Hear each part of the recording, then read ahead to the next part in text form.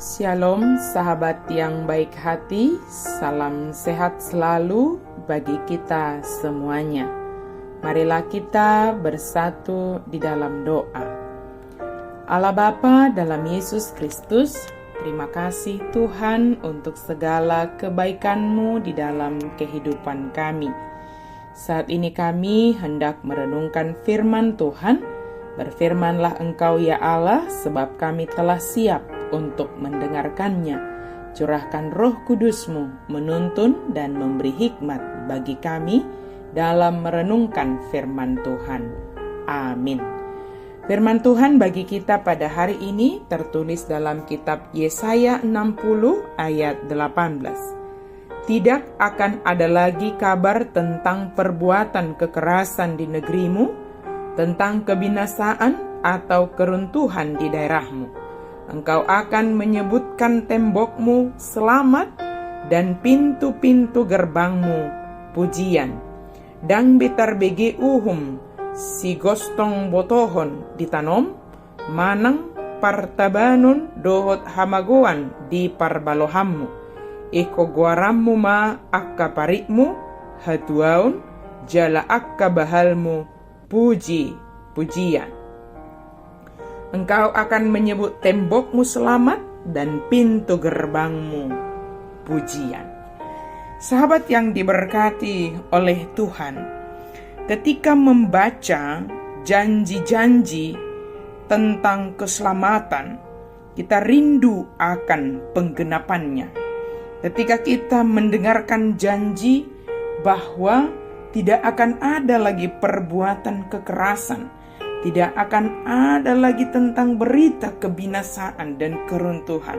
Tentu kita rindu untuk mendengarkan penggenapannya. Namun kita harus sabar menantikan waktu Allah.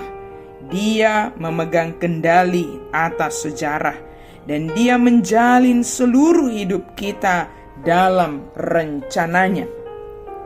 Jika kita perhatikan saat ini, di dalam perkembangan zaman ini, banyak bentuk-bentuk kekerasan yang mungkin kita lihat bahkan sangat dekat di sekitar kita.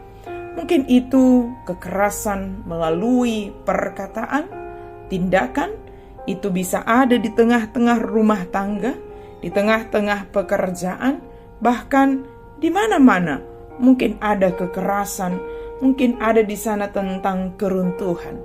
Tetapi hari ini dikatakan kepada kita bahwa saatnya itu semua tidak akan ada lagi.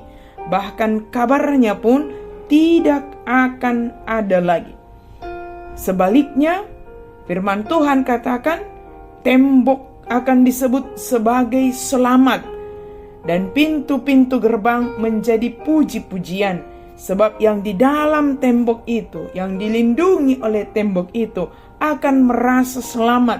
Dan di pintu-pintu gerbang akan menyerukan puji-pujian kepada Tuhan.